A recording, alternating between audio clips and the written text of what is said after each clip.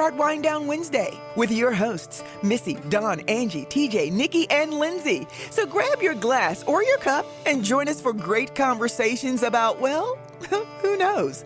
Let's just enjoy the evening. Here we go.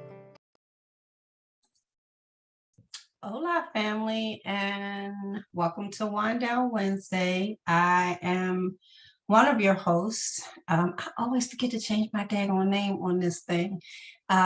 Only the government calls me Melissa, so I'm gonna change it to Missy in just like a little bit. But I am the owner and operator of Hands of Melody Doula Services. We provide birth and postpartum doula support. And I would like to say hello to my normal co-host, people that are familiar faces. We have Angie and we have Rachel, Shayla, TJ, and Cherie joining us. I know y'all call me Melissa. It's not even okay. But we say welcome to Winedown, and thank you to all of you that view on Wednesday nights with us.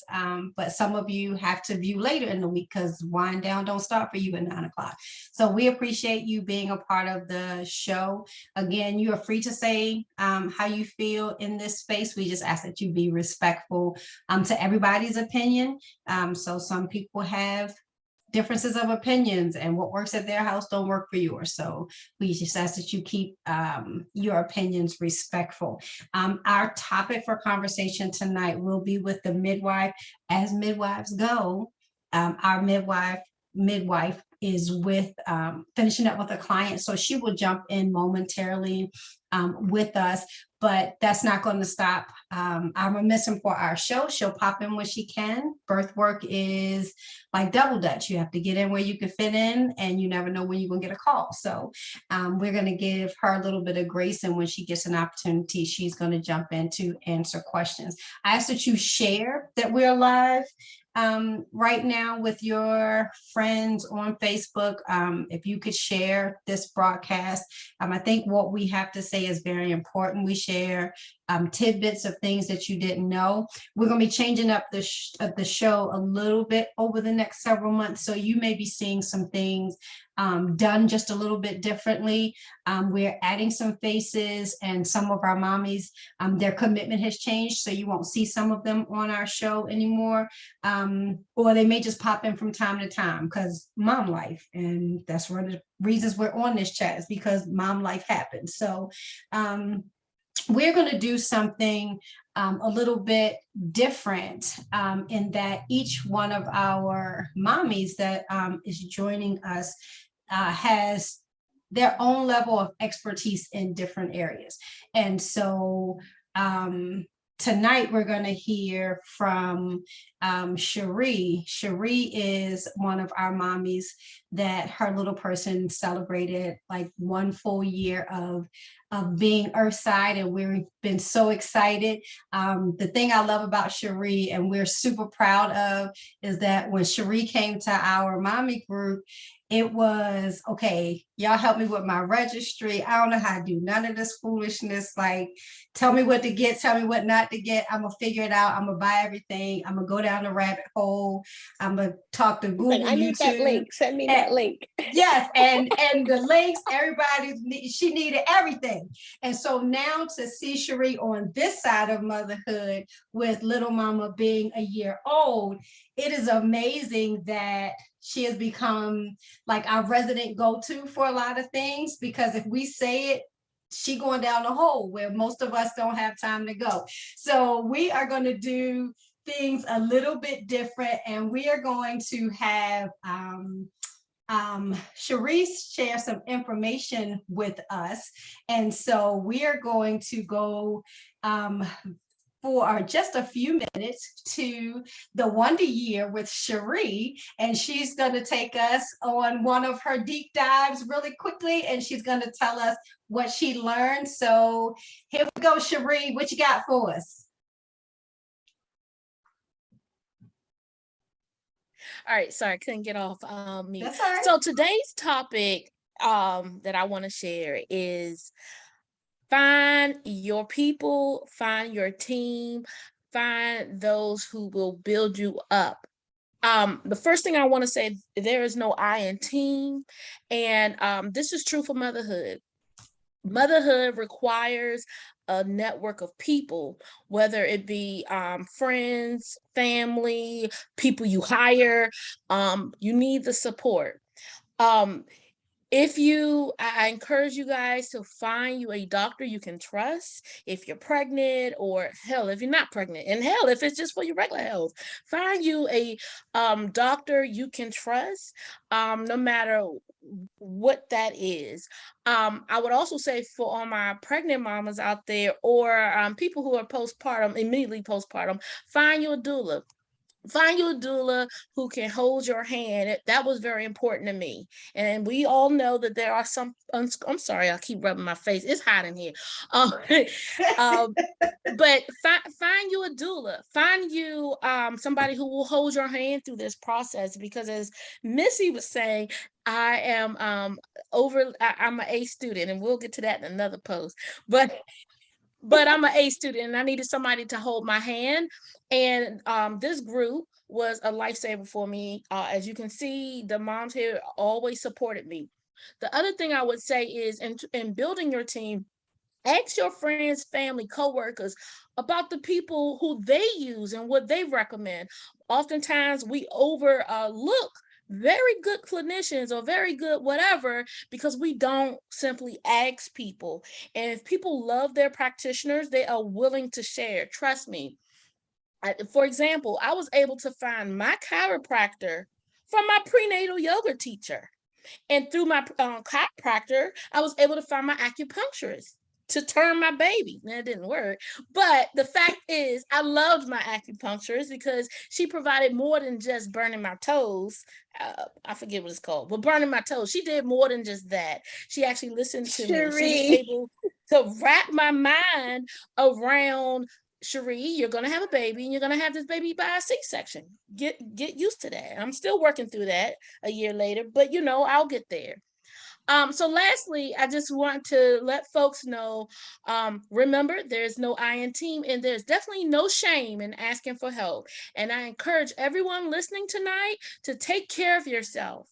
Because remember, most often, mama is the cornerstone of a family. So make sure you take care of yourself, because if you don't work well, nothing works well. Thank you.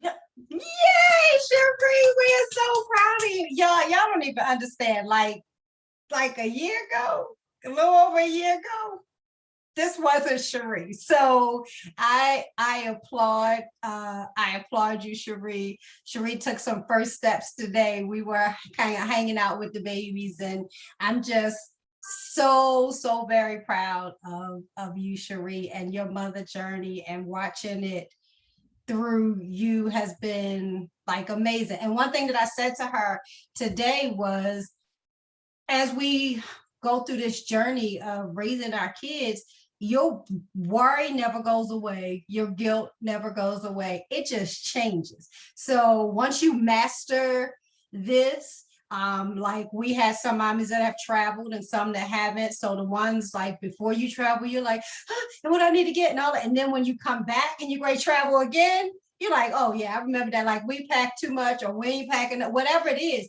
So we don't expect, and we don't want you to expect realistic expectations that all of your worry and all of that will go away. It's not. It's just going to change and refocus. So again, we are excited for the Wonder Year with Cherie. We just love her to pieces.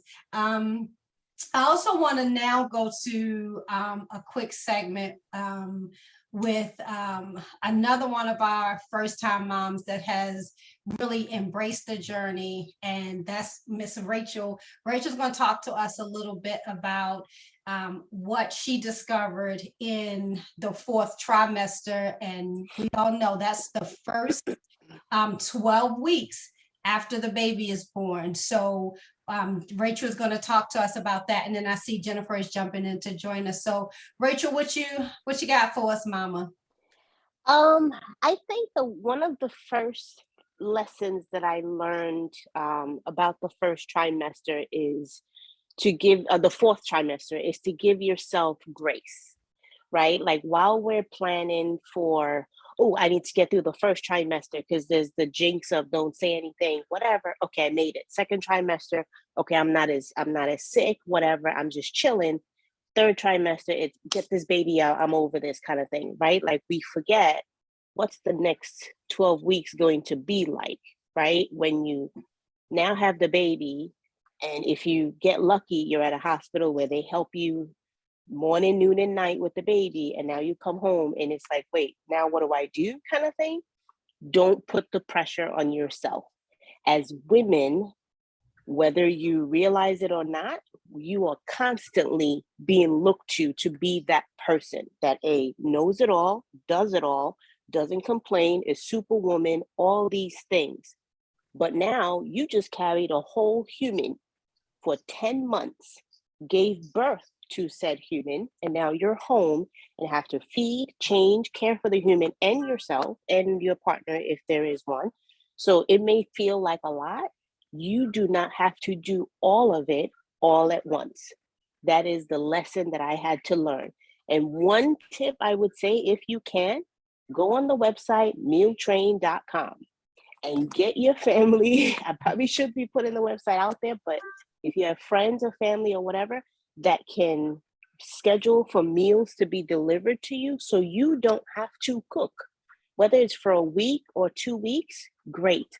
I've seen people say, oh, third trimester is when you should cook and put food in the freezer. No, ain't nobody doing that because you're tired. You're just like, you carrying all this extra weight. No one wants to be standing there cooking all this massive amount of food for when you have the baby. So you can use Meal Train to get your food delivered to you, or people can do Uber gift cards. They can do restaurant gift cards all through Meal Train. So dinner time comes, you don't got to worry about what am I going to feed myself or my husband or whatever. You can just be like, you know what, I'll take it one day at a time and literally just go one day at a time. And that's how I was able to navigate my way through. And if you have a meltdown, it is okay to have a meltdown because you will. And I had one. And everyone here knows my story. I got to the point where I called my sibling and said, come and take your nephew, because it was a lot. Give yourself grace to realize when you get to that point. And if you find that you are now teetering towards postpartum, know when to ask for help, because those 12 weeks are so, so crucial. It can literally break your experience afterwards if you don't capture and now pivot from potential issues that you may be having immediately after you have the baby. So that's just a little snippet of something that I thought I should share. And then we'll talk more as time goes on. Yay! So I'm excited because everybody on here, with the exception of myself, because I'm just old and I got a lot of kids, but everybody on here they're all first-time moms. So the group of ladies that you see here week after week that are kind of helping you walk through and prepare for your journey are all first-time moms. So to find out that they're pregnant, get all of that together. Some of them had to pivot and have C-sections that were medically necessary, because y'all know how I feel, that were medically necessary. And some had uphill battles to have the birth that they wanted, but they have all come through it to this side to be able to help us all and help you all. So I'm super excited about that. And we'll go back to that. We are excited to have Miss Jennifer in the building. Jennifer is a certified nurse midwife that I've had the pleasure of being at several births with. If it just works out that she's the only midwife that I work with, I'm just gonna be okay with that, because I love how she and her birth assistant work as a team with us, very welcoming. It's like everything is like group talk and it's just group decision making, and I'm so excited for that. So Jennifer has agreed to pop in her busy schedule, and like I said earlier, she won't be here the whole time because she has obligations, but she's coming in to talk to us about who's a good candidate and who's not a good candidate for a home birth. So if you're sitting at home and you're pregnant and you're trying to figure out, or your spouse or your partner's trying to figure out, should we do a home birth? I'm trying to talk my son into a home birth with his wife, but that's a different story. I put him out there, but to find out who's a good fit and who's not. So, hi, Jennifer. Hi, how are you doing? I'm good. How are you? I'm doing all right. Okay. Busy as ever. We have decided, both Tanika and I, that so Tanika is the woman I work with as a birth assistant. We decided for May, we're going to start doing a pound count because we're doing really good on the poundage of our babies. Oh, okay. And it's Okay. only like 4 days in. Okay. All right. So is it going good for you? More than 21 and a half pounds since the start of May. Wait, and you 4 What? days in? That's a whole lot of that's babies. Wait, Those are, But how many? Huh? how wait, many? how Yes, many? Wait, how many I children gotta have? say that's either some chunks or a whole bunch of little itty bitty littles. Right. You never know. Oh, I'm interested to see. Yeah, so Okay. that's what we're gonna go for. We're gonna do a pound count because it's very exciting. Yeah. It's an impressive split right now. I'm interested. So what's the heaviest baby this month so far? It's a pretty heavy baby. She's not gonna give it to us It'll until give the it- end of it'll give May. it Not till the end of May. Oh my goodness. It'll give it away. Oh. Okay, wait. Will there be a bet? And if so, can we join in? Ah. Oh, I don't think there's gonna be maybe there could be like a pool with like Yeah, Yeah. pool. Yeah. I could maybe do something like that. Yes. If you set that up, I'm putting my bid in. I'm putting my bid in Okay. because I know How many- about how many babies you try to take a month. I'm gonna try to Yeah. run the numbers in my head. Yeah, I know, but it will be exciting. I have a feeling this month is gonna win for the year. Oh, Oh, okay. And just for y'all that don't know, Jennifer was TJ's midwife, so they already know each other. So she was pretty happy to see her come in, and she was able to have her baby at home in the living room where she wanted to. So it was amazing. I had the exact birth I wanted, and my birth team, like you mentioned, Cherie, are what made the birth that I want to happen. So yet again, Cherie gave you some great advice. Make sure you have a team that's your team, is your birth, is your baby, is your body. Mm-hmm. Pick your team, run with it. run with it. Run with it. Yeah. So Jennifer, I'm not gonna hold you because I know you have to go. So I guess an easy question first would be, is a mom of multiples able to have a home birth? So it's going to depend on a lot of things. Multiples for most midwives are going to be considered a variation of normal, depending on what kind of multiples they are. Right. Okay. So we start to dive in deeper on, okay, are we a low risk multiple? Are we high risk multiple? What is the risks associated with babies with mom? And so it's dependent midwife to midwife, especially for home birth practice. Typically, so everybody's based in Maryland in this group? Yeah. So in Maryland, they are not a disqualifier if you have a nurse midwife caring for you. But they're definitely case by case. I would say just across the board. So you said a nurse midwife. What is the other type of midwife? So there are two types of midwives licensed in the state of Maryland. We have our certified professional midwives and certified nurse midwives. Our training tracks are a little bit different, but there are both excellent and average midwives on both ends of the spectrum. So Most of your nurse midwives are going to be the midwives that you see within a hospital setting, right? okay. So about 90% of nurse midwives work within the hospital setting. Okay. And then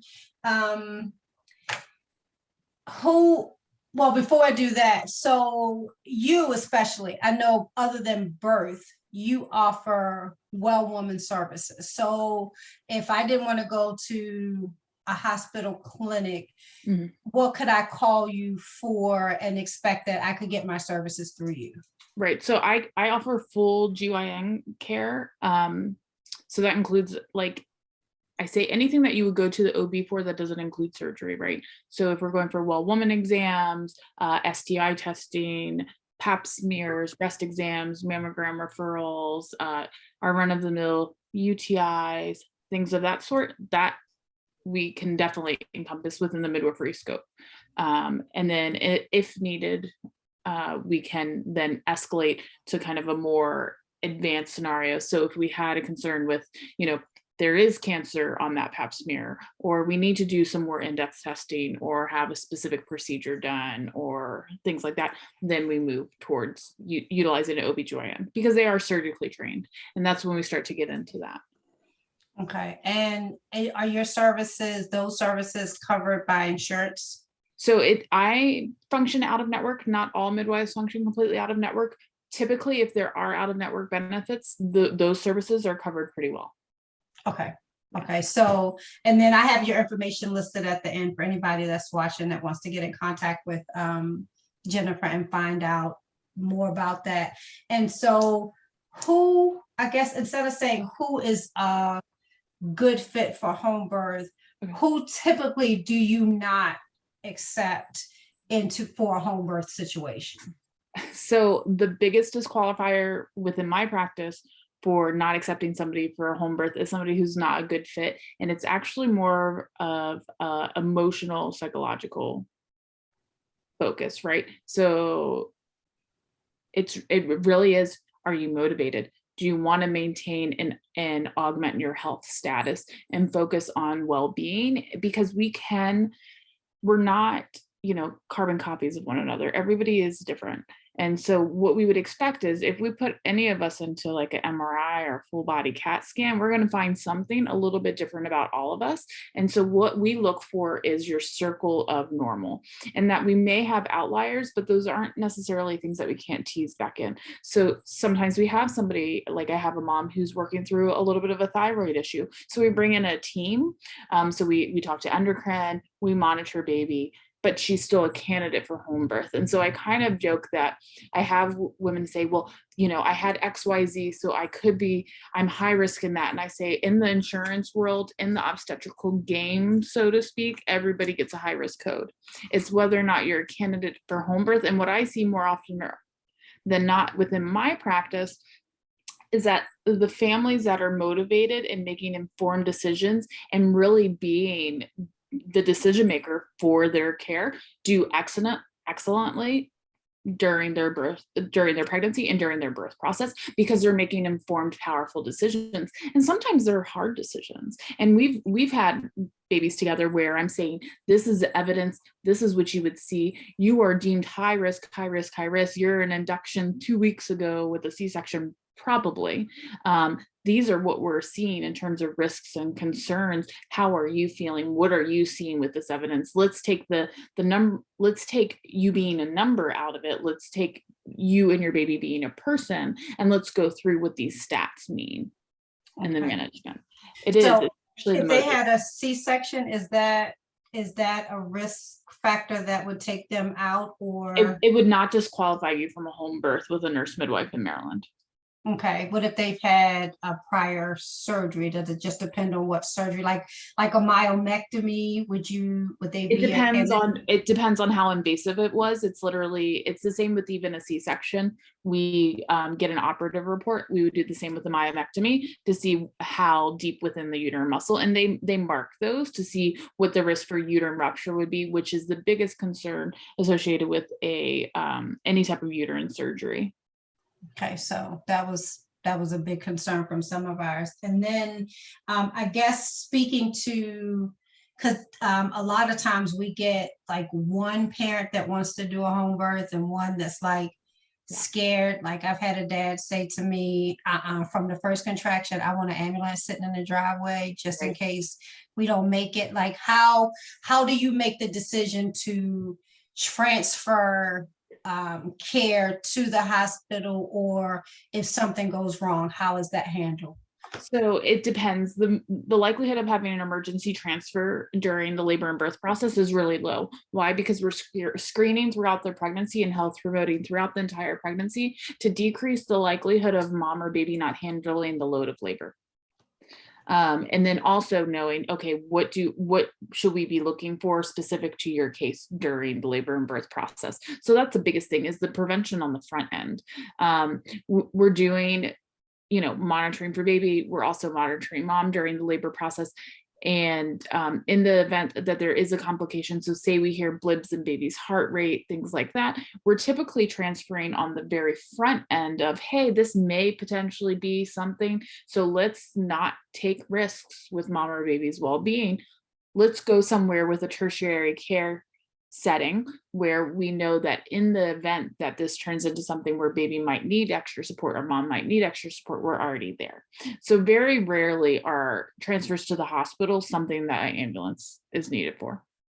Okay. And do you transfer with them if they go to a hospital? So I transfer, if we were ever in an ambulance, I would transfer if I'm actively stabilizing someone, and then also dependent on the visitor policy, right? Yeah. Yeah. Cool. Okay. I chose and no longer carry hospital privileges, and that is actually, it was a choice to help kind of refine my caseload, meaning that everybody that comes to me is expecting that I'll be their midwife, with the expectation that we're not tapping out because labor's tough. Yeah. Right. Yeah. Like we're going and we're going to get it done. And you do all of their GBS testing. If they need fluids through IV, you can do all of that at Exactly. home. Yeah. Okay. And that's one of the things kind of that you touched on with, usually it's not the carrying person who's pregnant who's like, I want to have a home birth. It's the other person who's like, I don't want you to have a home birth. And I think it's the fear of the unknown. It's the fear of knowing that pregnancy and birth is a normal process, and it has been overly institutionalized and medicalized, and it is a profit-bearing machine, right? There is a way to be scientific without being technological. And in the event that we need technology to identify well-being, then we utilize it. So we do all of that testing because we want to at least acknowledge the baseline expectation of why these normal medical models are these testings are established. So doing some type of diabetes screening, GBS testing, as well as testing for blood types.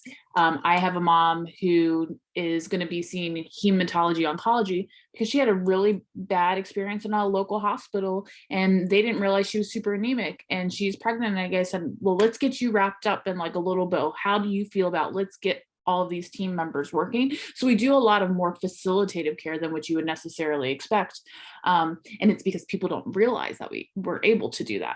And so we do, emergency IV equipment if we need it. We carry antibiotics and your Pitocin and all of these other medications that we can potentially use in the event that there's a hemorrhage, because we do acknowledge and we don't ignore it. And I think that's the important thing with home birth. We know what the risks are and we talk about them candidly, so then that way we can make plans for what makes sense for your family. So I typically tell the partners, I'm like, look, they always ask about finances in our consults, and they also say, how are you going to keep my partner and my baby alive? And I'm like, we got all the things. We got your emergency IV equipment, your anti-hemorrhagic, so your anti-bleeding medicines. We have your antibiotics. We carry oxygen for a baby.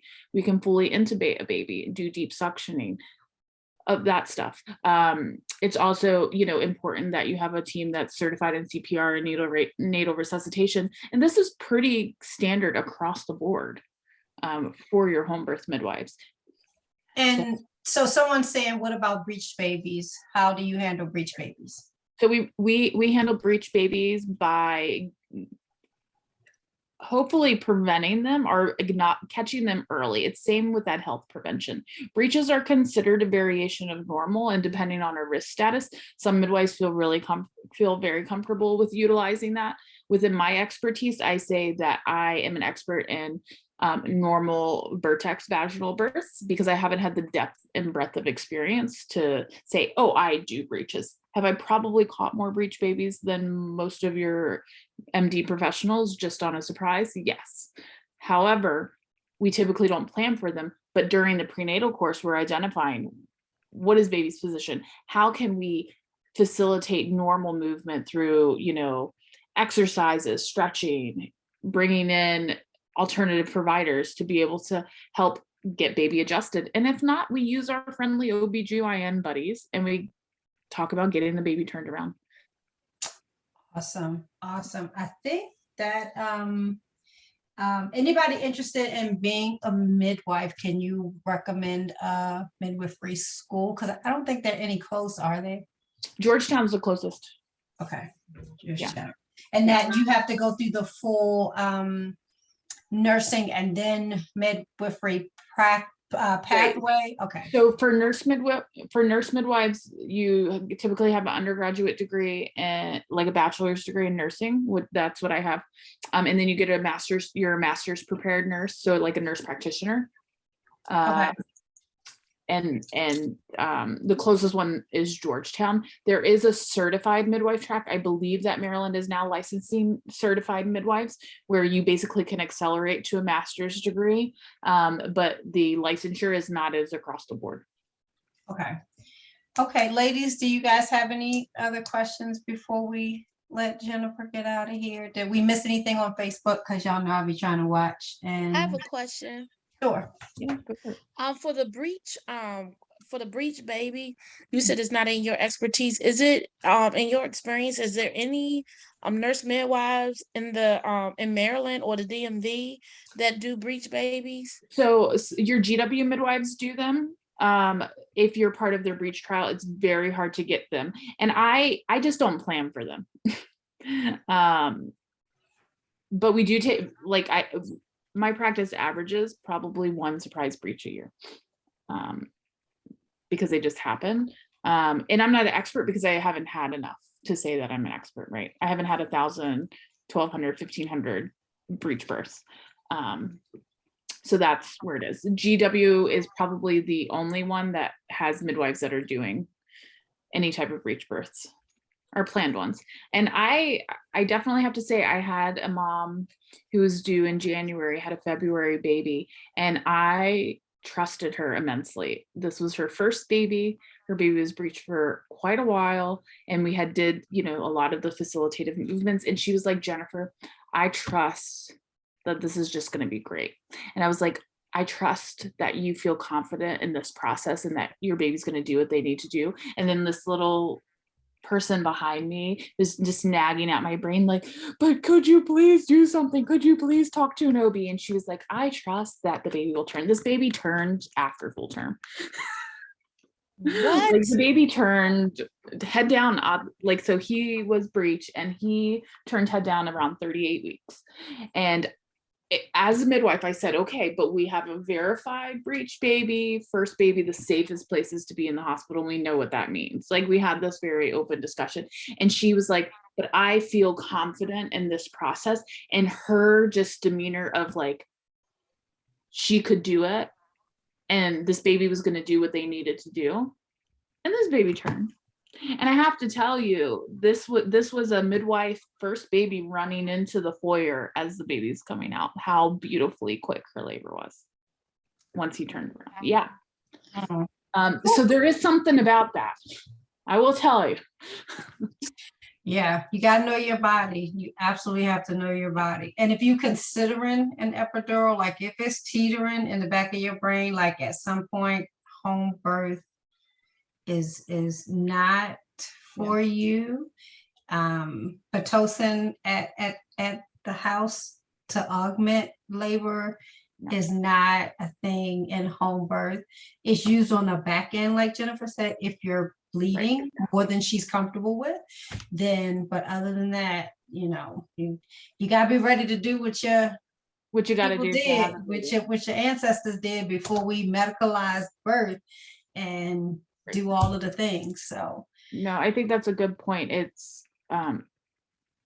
people, what we see sometimes with the medicalization of birth is, okay, I'm at the hospital, take care of me, get my baby out, do this for me. Passive labor. Right, it's passive.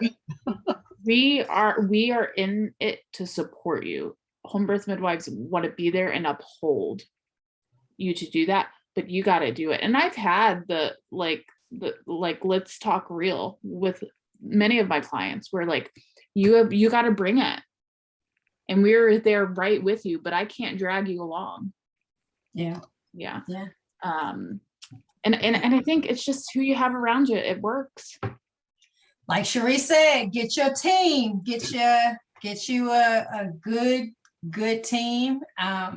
When you have a home birth, yes, Jennifer does have a birth assistant, but if you have a doula, sometimes we get there earlier in the labor process to get you moving and active and everything, because when Jennifer shows up, she shows up to catch a baby and make sure both of you are good. So get you a doula, and again, I can't recommend them any more than I do. Like, I recommend family members, everybody. So Hey, I got a healthy baby sleeping upstairs right now, thanks to yes. Jennifer. So No, and thanks to Yeah. you. Do I have time for one more question or no? Yeah, we should be good. Okay. And I just have wanted to one ask. Okay. Oh, I'm sorry. Go ahead, Shay, too. because No, I you go already ahead, asked. Cherie. No, go ahead, Cherie. How, Jennifer, okay, for the viewers watching, how messy is a home birth? Like, do you need to get like a new sofa and roll up your carpet and put that on the side? Like, how do you prepare your moms for that home birth? So usually not, but you had to say roll up a carpet. So, okay, so like this one time. I'm really curious about this because, It was a big deal though. It was a craziness. But home birth, you're in your environment, right? So we don't have to sterilize like the hospital. The hospital is like gross to begin with. There's lots of bacteria everywhere. We adhere to the visitor policy that, I mean, at least generationally, I grew up with. If you're a guest in somebody's house, you leave the house in the shape or better than what you got there. You know, you be a respectful guest. We do that. It's not super messy. It's not. So, really, and if so it from is, my personal it's great. experience, we set up the pool because I had a birthing pool, and we had all our supplies. I had the baby. Like, I don't know what was taken out, what was done, all that. They handled all of that stuff. And then I went upstairs after the baby was born, and I went to sleep. When I was allowed to come back downstairs again, there was no birthing pool out. There were no dirty clothes out. There were no trash. There were no linens. There was nothing for me to do except sit my butt down and feed my baby. Okay, because I'm like, I would be grossed out if I found some afterbirth or like blood, something in the crevices or somewhere. You won't, because between Tanika and for us, and like, we work together. Usually somebody's helping mom get in the shower while, everybody else is like taking the birth pool down. And then we do put out like a tarp under the pool, just because sometimes you're getting in and out and it's wet. So we do that. They put like a plastic shower curtain down. If you want to have the baby like on the bed, we put that under the sheet. So when you give birth, you just roll it all up, and then you've got fresh linen on your bed. Like, it's not what people think it is. It's absolutely not. I still have the mattress I gave birth on. Yeah. Cherie, get your face together. What's your question? Why, girl, please? It's a queen size mattress. Why am I going to Cherie, it's not soaked in blood of the movies. And okay. Yeah, like I'm watching like movies. Yeah. And they're like giving birth in like, the you pull bed, the blood sheets back, everywhere. you see the pool of dirty blood that's dried up. No, you're not gonna see that now. No, it's not. What's your question, Shayla? Unless it was there before they came. Listen, ain't nothing we can do about nastiness before we get there. It's not. And I'm not changing that, no way. I have no parts. I can't. But no, so my question is actually, what for moms or women considering home birth, what are some, or considering midwife, what are some red flags to look out for, to be like, you know what? Not even if it's like, I shouldn't do a home birth, but this is not the midwife I should go with. You should feel comfortable with them, right? You should, I think that's really important. You want to build that trust.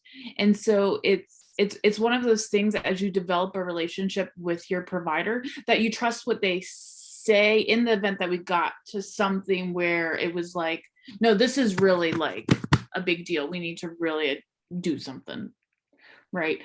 You would want to trust that, and you would want to feel like you connect with them. I think that's the biggest thing. And it's always important to ask, like, you know, do they have any specific safety protocols? Is there anything, you know, anything that's really important to you? And it's typically, you know, I want to stay safe, I want to stay healthy, I want to be whole, both mentally and physically and emotionally from this process. How do you accomplish that? I think it's just a really important thing. But it really is, you got to trust your provider. And then it goes both ways. I am so blessed to be able to like be like, you know what, we click, and I would love to be your midwife because I think we can connect. You know, and so I think that's also a really important. And with their experiences, if you have any of those outliers, right? Yeah. I have one. If they tell you they are anxious or they are interested in doing an episiotomy, just say no. Yeah, that's gonna be a no. Yeah, that's the thing. It was a thing. It was a thing. It was a Somebody thing. told me that. I It ain't never my- spoke to her ever again. Just say no. If she says episiotomy and she has happy looks on her face, Mm-mm. You got, listen, so you're meant, so Jennifer, anyway, when you do your prenatal visits, they're in your home. They're in your, like, your space. So you have this one-on-one time, not like you're being rushed through an office. So they're coming to your home, they sit at your table or on your couch, and you have a conversation, and they see your space, and they know what you're working with, and they know if you have other children, and you talk about other arrangements, and then they talk about follow-up care and birth control and all of these things that you should be, the time you should be taking in the doctor's office, that 15 minutes that you get in the doctor's office is not a thing at home. It's not like y'all just kicking it the rest of the day, but you have time to sit and actually have genuine conversations.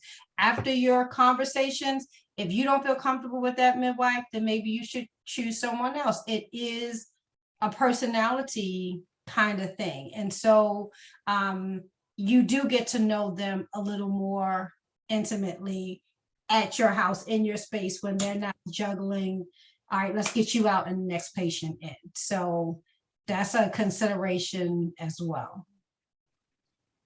Yeah, no doubt. Okay. Anybody else have anything else? Thank you so much, Jennifer. Yeah. I had the opportunity to observe Jennifer a couple weeks ago and just kind of hang out with her and visit some of her patients, and it was amazing. So thank you so much. I appreciate it. And the first one is still pregnant, so she could like get on. Really? I was gonna ask you, did everybody have their babies? But no, but at least two of them had them. One of them had two. So the two that you met, The last one had to have, because you thought she was gonna go like within the next 24 to 48 hours. And maybe like number 3 or something like that. yeah, I think, yeah, she did. And then the other one was just this past weekend, but one is still waiting. We're waiting. Okay. Yeah, but All we right. had the biggest baby of the year on Sunday, so Oh, that was a hint. yay. but you're giving her insider, if she has insider information. Let I it don't, count. because I don't know. I mean, I know who she's talking about, but I don't know what the baby's weight was. So I'm just saying, I'm being this with y'all. I can pretty confidently say it's the biggest baby of the year. It was the second largest of my career. Oh. Oh. Okay. It was All right, really now. cool. It was great. It was fine. Everything's great. Oh. All right, so she needs to get a superhero present on Mother's Day. I hope Dad has them prepared for her. A Because push Mother's Day is gift. what, Sunday? A push gift, yeah. A push gift. She needs a push gift because that was a lot of pushing. It So, was. I'm sure it was. It's a good story too. It's a great one. Is there a cutoff point that you have before inducing?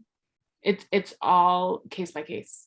So it really just depends. I am hard pressed to touch somebody without a heavy medical indication until you're 10 days past your due date. That's just a personal preference, so to speak. Basically, injections automatically increase our risk for needing more intervention, which will then increase our risk for transfer, Pitocin, epidural, C-section. So I try to back off of that. So we talk about the risks associated with waiting and not. And spontaneous labor happens for first-time moms on average 10 days past. But I don't have a hard cutoff. I'm pretty flexible as long as we have wellness. Yay. Oh, thank you, Jennifer, for being with us tonight. This has been amazing. I'll make sure that we share your information at the end so that people can follow. Not like you need more work because y'all stay pretty busy, but just June and October. Oh, yeah. I get it. We had 17 births 1 June between the 4 of us. Yeah, June was a pretty heavy month. We're opposite. I'm gonna go camping in June. What? You need it. Jennifer? You need it. Go. I know you do. You need it. You do. You need a break, like to be with no phone. You need to leave your phone at home. That's what you need to do. That would be dangerous. Well, thank you, Mama. We appreciate you being with us, and hopefully maybe one day in the future we can have you back with us. Yeah, absolutely. Thank you for having me, and sorry I have to run. No, that's okay. Have a good night. Bye. Good evening. Thank you for coming. Thank you, everybody. Good seeing you again. Yes, it was good to see you too. So yeah, she was amazing. I love Jennifer. Jennifer's too. always a wealth of information. I have picked up the phone before and been like, Jennifer, and ask her a question. Did I ever tell you about our interview? So when I interviewed it was actually great, right? Because I was interviewing a bunch of midwives within the same short period of time, and when Jennifer came, she brought her second youngest, and it was like during that meeting, I was so impressed by her ability to just like handle situations. I kind of knew before she left the door, walked out my door, that she was going to be my if I could get on her schedule, that she was going to be my midwife, because she had she had me and she had the baby, and she was like still so professional. Like honestly, like I just kind of want to be like, wow, I don't, okay, yeah. Jennifer, and that was such a big juxtaposition between, a episiotomy girl. So yeah, Jennifer, when she's in her 4th trimester, she brings her babies with her to her point. She does the Moby, and she's very, so she takes that time frame very important with her own. So you can tell how she would value that with yours. So and she makes really pretty babies too. They are really pretty babies. Oh, so cute. Wait, she had a baby not too long ago. Yes, yes. So yeah, so she's not that far out of the 4th trimester herself. So that's can you imagine being a midwife and just having a home birth yourself? So when she always says, my midwife, I'm going to put you. Yes, that makes sense that you need them. Okay, all right, whatever. So but that was really, really good conversation. So I have a dumb question. Sure. Does a home birth always have to be water? No, does not have to be water at all. Okay. So the pool can be set up if you think that you want to give birth in the pool, or you don't want to give birth in the pool, but you just want to sit labor in the pool in warm water while you're in labor.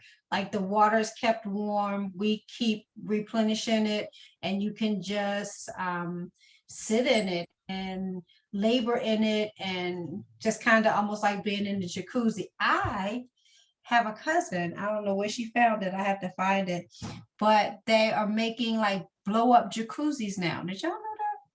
Yeah, you can buy some on Amazon. That's what I saw. And she has the big one and she blew it up and it has the jets and everything. And so she can take it down and put it up wherever she wants.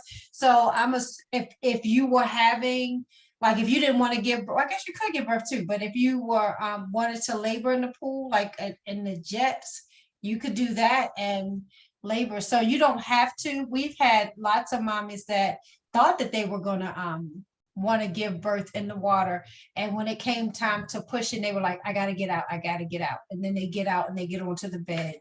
And for those with stairs, we brought the bed downstairs. Sometimes they do everything upstairs. It just really depends on the birth that the person wants. Oh, I also want to say that laboring inside of water, even if you don't give birth in water, it's like it's supportive. Like I could tell a physical difference in the weight on my stomach between like being in the water and laboring and being out of the water. Like every time I got out of the water, I'll kind of be like, ooh, maybe I should get back in, because it just felt like it supported the weight of the belly, and it kind of almost blanketed some of the contractions, if that makes any sense. That word makes any sense. Yeah. And then too, if you get a big enough pool, like somebody can get in with you and just kind of rub your back, massage you, all of that kind of stuff.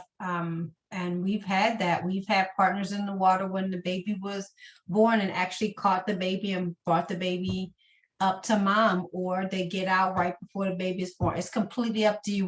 We've had people with their younger children that got in the pool and just was there. So it's up to you all how you want to do that. So yeah, no, Rachel, why we will do a home birth. And Jaden can come hang out and wade in the water with you. I'm going to plead the fifth.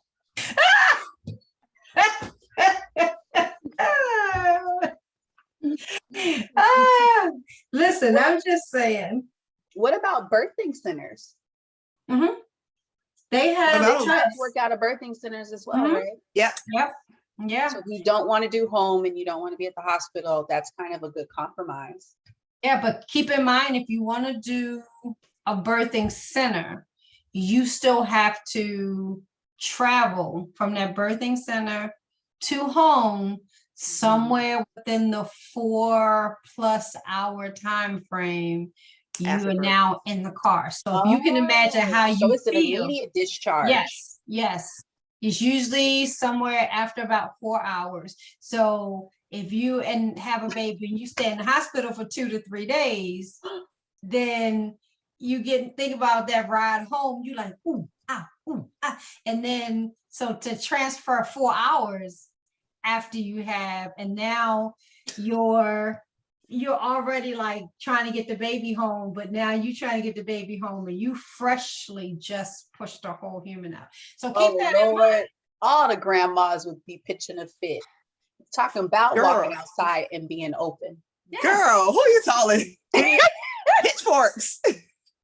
But now here's the thing, me and my cousin would, whomever you want, like you can have your community of people. They usually have several different birthing rooms. They have like a kitchen, they have a lounge area with couches, and you can have different people. I don't know about COVID, that might be a little bit different right now, but yeah, so but if you're going to do it in a birthing center, I think I might avoid the transfer and do it at the house, but that's just, that's also weird thing. When I went to the birthing center for an interview, the thing that it sounded great at the time, but thinking about it now, so like you were saying how like they can have like, their families, you can have whoever you want at the birth, right? They might not necessarily be in the room with you, but they could be in the facilities and use the kitchen. And so they were talking about how they had a family there who they were cooking and do all this stuff, right? That was great. Imagine if you're feeling nauseous though. And there's another family down the hallway going full in, like it's like they at home having Thanksgiving dinner. I'm like, I can only... Listen, it's a thing. But that's what you open yourself up to at a birth center versus being at the house where you can just get in your own bed and be done with it. But I will say that the birth centers that I have been in have been very nice. they've been like, they usually have different themed rooms so that you can pick whatever theme. They have different tubs and all of that stuff, so you can get in and out, and they're usually like a hotel. Now, I have had more than one occasion where we stayed at a hotel to be closer to the birth center because the person was laboring and they thought they were going to be too far away to get to the birth center. So we were at the hotel laboring, and then we transferred to the birth center later. So Now, my other half, that was kind of a compromise, that he was like, I'd be okay, like get a hotel near the hospital and let that be the home birth. That way, if something happened, we were nearby, because his primary concern is just the distance to the hospital, because he refuses hospitals in our immediate vicinity. So yeah. So really interesting though about hospitals. Like one of the things that like Wallace's concerns or Andre's concerns, and we had a lot of those conversations about, you know, because he said, we talked about the percentages of you know, issues, and as far as he is concerned, when it happens to you, it's 100%. He's like, it could be 0.02% of the population, but if it happens to me, it's 100%. Right. So we definitely had those conversations. And one of the things that helped me to persuade my partner that, you know, it wasn't a bad idea was the pure knowledge that for Black women, it's a safer option most of the time. Like we, like, you know, as like, you know, when we're having a conversation, talking to Jennifer, talking whatever, like they spend more time with you, they get to know you, they know you as a person, you're not just a client. Like I spent so much time with Jennifer up until my birth that I had a bit of a withdrawal symptoms of like not seeing her every week. I was like, oh, what is happening in my life? Because I was so used to her. She's such a calming presence. So I was so, you know, it was such a shock to the system. And, you know, so like if something comes up, they're on it immediately versus if you're in a hospital, like, you know, like they're not checking the bleeding, they're not checking that. Like if I had to pick up the phone and be like, there's an issue. And even after the birth, I could pick up the phone and call her, not leaving a message, unless she's, you know, at a birth. Yep. And then she was sent to Tanika. And then she was sent to Tanika, and she did. You know, like, you know, if I had any issue, she would send someone. So it, like for African-American women, if you actually go and do the research, and you can have Wallace do that, don't do it for him because he will need to see it himself and make sure you're not, you know, doctoring anything. It's better for us because they pay more attention to us. We are treated as an individual. We have a lower rate of cesareans, and we have a lower rate of death with a home birth than people who aren't African-American or, you know, Black. Jennifer took the time, she takes the time even to go through like your makeup and skincare products to make sure that you're not putting anything into your system that you're not supposed to have. So that's the mental health that you have real conversations about your mental health, and do you need referrals for, or let's follow up if you've had multiple children and you have a history of postpartum depression, or if you have a history of depression ahead of time, like that's how thorough the conversation is when she sits in your living room. So it is. And they're about an hour per visit, by the way. An hour to an hour and a half. And I spent minutes. 2 hours with her. Like my first visit with her after I signed up was like 2.5, almost 3 hours. Yep. Yeah. So it's good help. If you can have a home birth, I strongly suggest home births, but to each his own. So again, we're not going to yuck nobody's yum. If you feel safe at the hospital, by all means, intuition first, be where you feel safe. So, but if you even consider a midwife, at least have a consult. And if you don't have a GYN practice, if you never thought about it, a midwife is good for that as well, for your well woman checks and things like that. So, okay, well, it is 10:02. So we are going to say goodnight to our viewers. Again, we thank Jennifer again for coming on, and she's an amazing midwife. I say that all the time. So if you need her information, we have her website that's going to show in just a second. We will see you all back here next week, and we are going to out. Come on.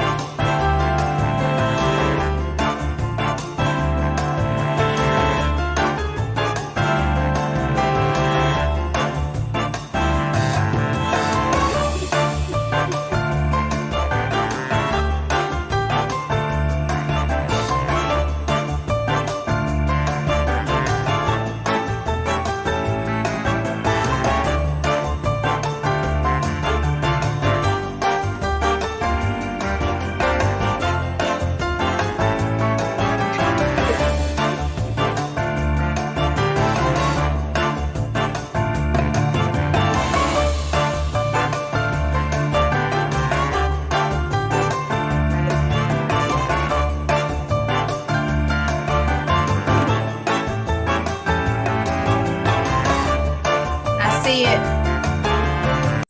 I see it.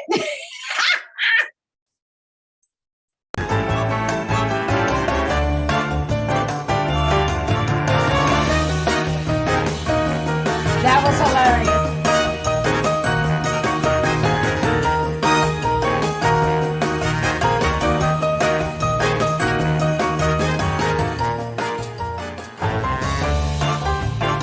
So y'all, that was an epic fail. I don't know what that was all about. Like it just transferred both of my screens. No, I know I'm still live. I'm talking to the recorded folk. So yeah, I don't know what just happened. We're gonna have that better next week. I don't know what happened. It just changed screens for me. So we're gonna say goodnight. But I really wanted to show y'all at least Jennifer's information. So that you could get her. Let me see if it'll show you. I don't know what is happening. So y'all tell me if y'all can see it. Can y'all see it? Yes, okay. So I just want to play it so you can see it.